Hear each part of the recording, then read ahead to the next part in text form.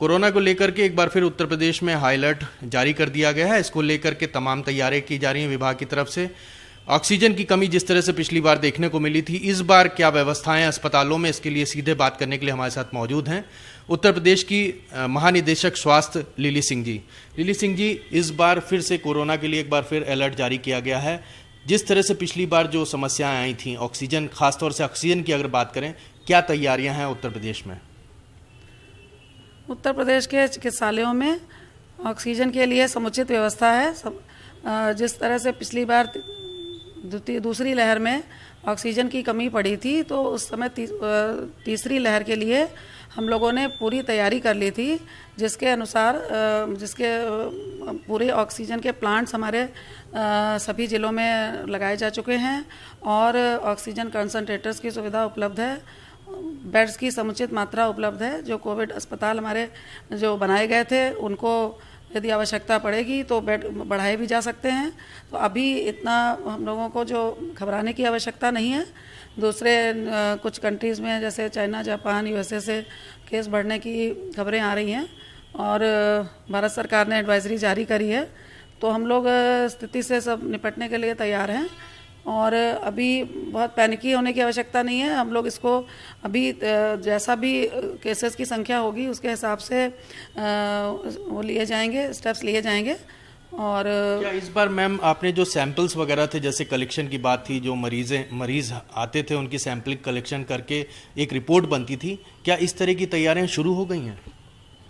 Sample तो देखिए, corona अभी गया तो नहीं है, तो हम लोगों का सारा काम उसी तरह से हो रहा था। चाहे सैंपल हो, चाहे टेस्टिंग हो, चाहे कॉन्टैक्ट ट्रेसिंग हो, ट्रीटमेंट है। केसेस कम हो गए थे, लेकिन ट्रीटमेंट और कोई भी गतिविधि रोकी नहीं गई थी।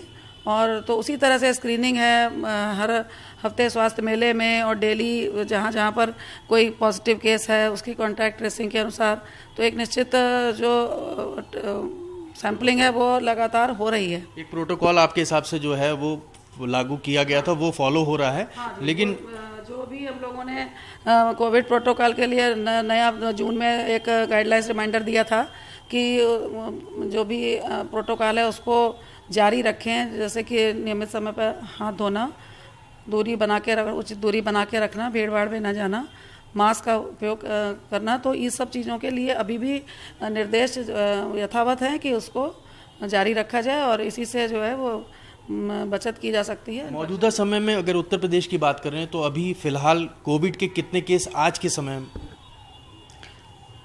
आज तक की कल 22 तारीख तक है। आज 22 तारीख है, तो कल की रिपोर्ट के 95 केसेस हमारे रिकॉर्डेड हैं जो कि पॉजिटिव हैं और उसमें से 2 हॉस्पिटल में भर्ती हैं।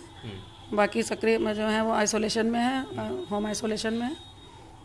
अच्छा, तो मैम जिस तरह से अगर हम ऑक्सीजन की बात कर लें तो सभी जगह प्लांट्स में पूरी सुविधा उपलब्ध है, कंसंट्रेटर्स हैं, लेकिन अगर सप्लाई की मान लीजिए कोई अगर इमरजेंसी आए तो उसके लिए पूरी तरह से तैयार है विभाग? जी, हम लोगों के पास ऑक्सीजन के लिए पर्याप्त मात्रा है और उपकरण है और बेड्स और दवाइयाँ, सभी चीज़ों की और टेस्टिंग मटेरियल की समुचित व्यवस्था है। ये कितने बेड जो अस्पताल हैं, 100 बेड के या जो भी उससे ज़्यादा हैं, किन अस्पतालों में ऑक्सीजन की सुविधा मिल जाएगी पेशेंट्स को? सभी में मिलती है। हम लोग 50-100 बेड्स या 200 बेड जिला अस्पतालों में, इवन CHC पर भी ऑक्सीजन की सुविधा मिलती है। तो ये महानिदेशक स्वास्थ्य लिली सिंह जी थी, जिन्होंने साफ तौर से बताया कि उत्तर प्रदेश सरकार पूरी तरह से तैयार है। यदि कोरोना को लेकर के कोई भी अगर ऐसी संभावना जताई जा रही कि अगर केस बढ़ते हैं तो उसके लिए सभी अस्पतालों में पूरी व्यवस्था है, ऑक्सीजन की कोई भी कमी नहीं होगी। जिस तरह से पिछली बार एक समस्या देखी गई थी, लेकिन इससे घबराने की कोई भी बात नहीं है। सरकार अपनी तरफ से अलर्ट मोड पे है, कोई भी पैनिक होने की ज़रूरत नहीं है। आप मास्क लगाइए, 2 गज की दूरी अपनाइए।